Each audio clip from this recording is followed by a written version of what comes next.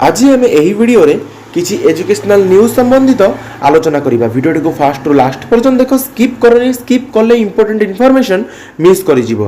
प्रथम न्यूज रही प्रधानमंत्री जन आरोग्य योजना को लेकिन घरे घरे पहुंचबो स्वास्थ्य सेवा। एप्रिल 1 आयुष्मान भारत प्रधानमंत्री जन आरोग्य योजना, गोपबंधु जन आरोग्य योजना एवं आयुष्मान वयोवंदना योजनार शुभारंभ।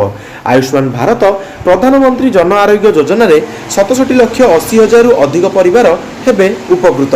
35,84,000 अधिक परिवार को मिल गोपबंधु जन आरोग्य योजना रे सुविधा। 70 वर्ष बयस अधिक बयसर लोक माने आयुष्मान वयोवंदना योजना रे हेबे सामिल। आगामी गोटे नोटिफिकेशन रही ओडिशा स्टाफ सिलेक्शन कमिशन तरफ कहा पाखु रही आरएल सिंह सेक्रेटरी, कहा पाखु रही the joint secretary to government home coordination department Odisha Bhubaneswar. Subject रही recruitment to different group C post of Odisha judicial academy Cuttack. At reference रही sir in inviting a reference to the above cited later on the subject, I am directed to say that the director Odisha Judicial Academy Cuttack vide letter number 169 जोटा कि publish होता 13 February 2025 रे has sent a copy of requisition for post of junior typist and requested this commission to let them know the progress of group C post relating to their academy. In this connection, it is stated that the letter bearing memo number 957 जोटा कि publish होता 7/10/2024 रे has not been received in the commission. However, clarification on the following points may be please furnished at the earliest for taking further action at this end. It is reported in the requisition that the status of requisitioning authority is head of the department being HOD whether approval of empowered committee is taken to fill up the group C post as per stipulation laid down in government in finance department letter number 3281/F जोटा कि publish होता 31/1/2025. Copy of letter enclosed may please be stated if show a copy of the letter where in empowered committee approval is given may please be furnished. तो बहुत जल्दी group C post मान आसवाक जाउछि। ताहा सहित आमर जो रही junior typist Odisha judicial academy Cuttack पई आसवाक जाउछि। नियति भाबे बहुत सारा नियुक्ति सुजोग आसीबो। निजको निजे प्रिपेयर कर, समय बर्बाद करनी। गोटे गोटे मिनिट्र मूल्य रही जे तुमे एवेटू निजको निजे प्रिपेयर करिवो। जो समय वैकेंसी आसीबो सेही समय पढ़ुथिबा पिला आ तम भितरे यही डिफरेंस आसीबो कि तुमे अधिक जानिथिबो से कम जानिथिबो। काहेकि ना practice makes a man perfect कि practice makes a women perfect. तो ओडिशा लॉ डिपार्टमेंट तरफ गोटे नोटिफिकेशन रही कहा पाखु रही Shri Bhagwan Nayak joint secretary to government. कहा पाखु रही the secretary Odisha public service commission Cuttack.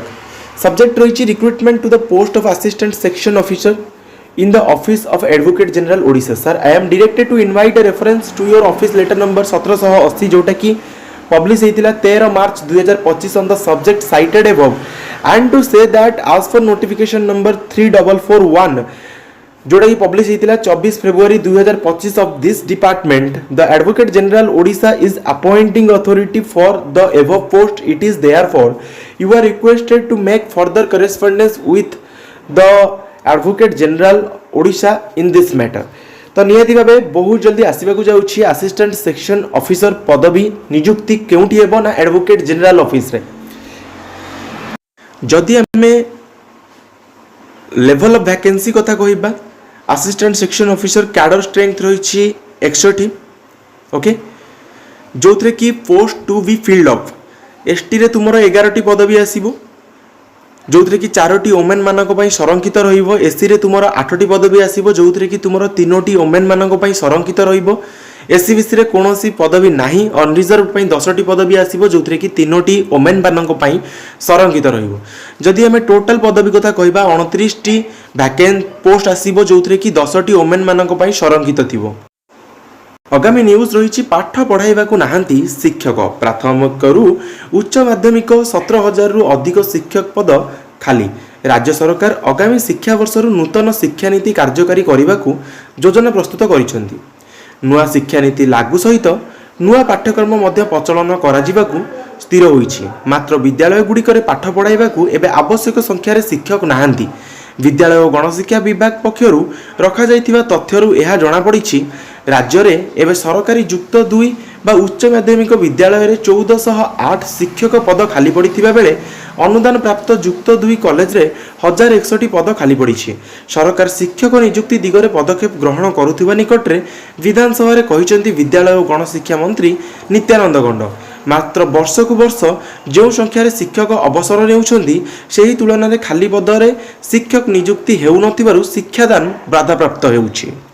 ବିଭାଗୀୟ ତଥ୍ୟରୁ ଜଣାପଡ଼ିଛି ଯେ ଯୁକ୍ତ 2ରେ ସର୍ବମୋଟ 2496 ଶିକ୍ଷକ ପଦ ଖାଲି ପଡ଼ିଥିବା ବେଳେ ମାଧ୍ୟମିକରେ 7033 ଓ ପ୍ରାଥମିକରେ 7668 ଶିକ୍ଷକ ପଦ, ଏପରି ମୋଟ 17170 ଶିକ୍ଷକ ପଦ ଖାଲି ପଡ଼ିଛି। ଏସବୁ ପଦ ପୂରଣ ନହେଲେ ନୂଆ ପାଠ୍ୟକ୍ରମରେ ଆରମ୍ଭ ହେବାକୁ ଯାଉଥିବା ନୂତନ ଶିକ୍ଷାନୀତିର ଲକ୍ଷ୍ୟ ପୂରଣ ତଥା ଛାତ୍ରଛାତ୍ରୀଙ୍କୁ ଗୁଣାତ୍ମକ ଶିକ୍ଷା ପ୍ରଦାନ ପାଇଁ ସରକାରଙ୍କ ଲକ୍ଷ୍ୟ ସଫଳ ହୋଇପାରିବ ନାହିଁ ବୋଲି ଶିକ୍ଷାବିତ୍ମାନେ କହିଛନ୍ତି। ଭାବେ ଜିଲ୍ଲା ସ୍ତରରୁ ସଂଗୃହୀତ ଶିକ୍ଷା ସଂକ୍ରାନ୍ତ ତଥ୍ୟ ଅନୁସାରେ ଏବେ ରାଜ୍ୟରେ ପାଠ ପଢୁଥିବା ଛାତ୍ରଛାତ୍ରୀଙ୍କ ସଂଖ୍ୟା ହେଉଛି 7,68,000ରୁ ଉର୍ଦ୍ଧ୍ୱ।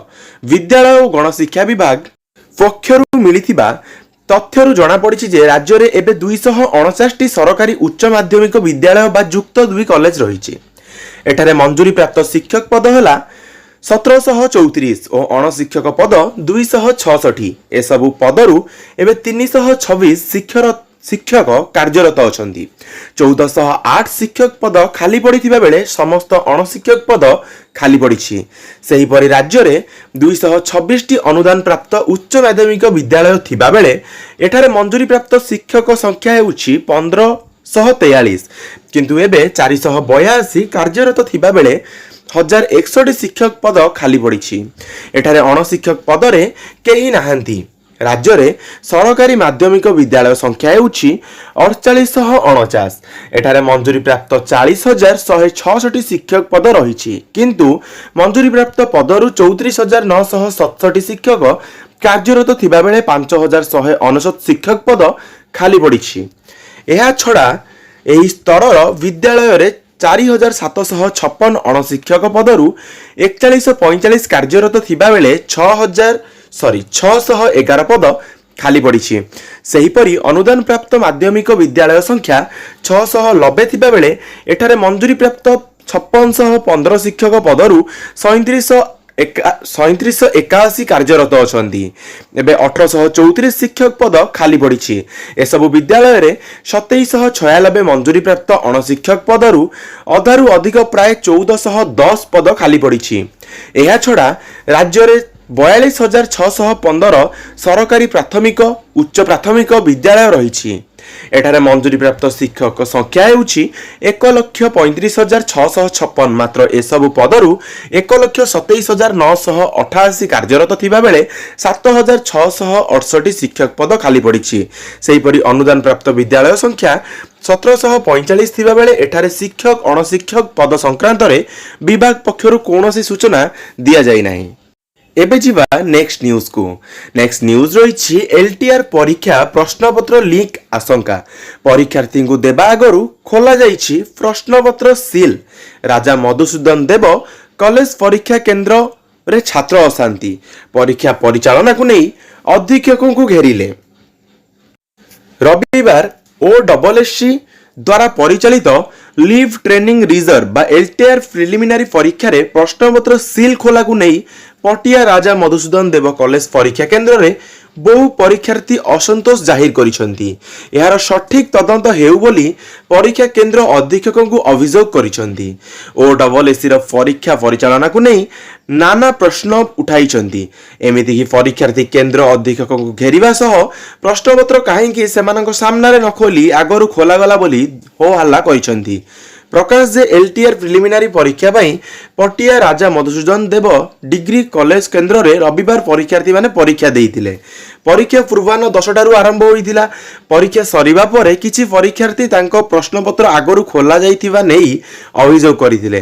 काले परीक्षा प्रश्नपत्र लीक होइछि कि अन्य कोनोसी अनियमितता होइथिबा आशंका करी परीक्षा केंद्र निरीक्षक एवं अधीक्षकଙ୍କୁ एनै अभियोग करिथिले, जाहाकु नेई परीक्षा सरिबा परे केंद्र दायित्व रे थिबा अतिरिक्त तहसीलदार गुप्तेश्वर महापात्रଙ୍କୁ घेरिबा सह विभिन्न प्रकार अनियमितता होइथिबा नै प्रश्न करिथिले।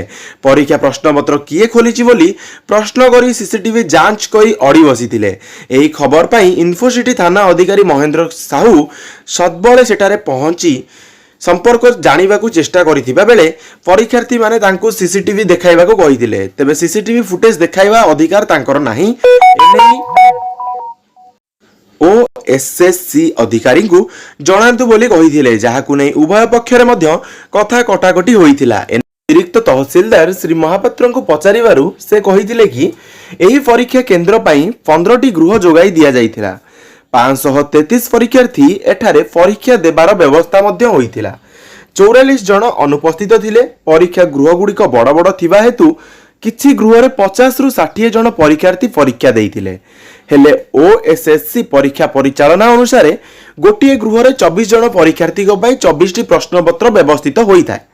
जेहेतु एठी गोटिए गोटिए गृह रे 50 रु 60 परीक्षार्थी परीक्षा देउथिले, से नै प्रश्नपत्र पुड़िया को आगरु खोलिबाकू पड़िथिला। एठारे अन्य कोनोसी प्रकार अनियमितता होइथिबा नै खंडन करिथिले, किंतु प्रश्नपत्र रे लागिथिबा सील काहेकि आगरु खोला गला बोली एहार उच्चस्तरीय तदंत करा जाउ बोली गेट सम्मुखरे असंतोष जाहिर करिथिले, होआला करिथिले परीक्षार्थी माने। परीक्षार्थी घंटाए गाळ अपेक्षा करिबा परे ओ डबल एससी जाइकी अभियोग करंतु बोली पुलिस और अतिरिक्त तहसीलदार कहिबा परे परीक्षार्थी परीक्षा रे अनियमितता होइथिबा आशंका करी निराश होई केंद्ररू बाहरी थिले। आशा करूछि जेतिकि भी इन्फॉर्मेशन थिला कंप्लीट भाबे आपनक सहित शेयर करि सारिछि। जदि आपण माने चैनल को नुआ चैनल को एपर्यंत सब्सक्राइब करि नाहंती, छोटिया रिक्वेस्ट रहिबो चैनल टी को सब्सक्राइब कर देबे। पाखर बेल आइकन थिबो ताको क्लिक करी ऑल ऊपर क्लिक करबाकू कदापि भूलिबेनी, काहेकि ना एमती इन्फॉर्मेटिव वीडियोज एही चैनल रे सर्वप्रथमे पोस्ट होता है। एंड जेते पारुछु सेते मात्रा रे ए वीडियो टी को निज सांग मानक मध्य रे शेयर करि दियो, जेमिति कि समस्त पाखकू इन्फॉर्मेशन पहुंची जाऊ। एही वीडियो टी को एंड करबा। Thank you all for watching this.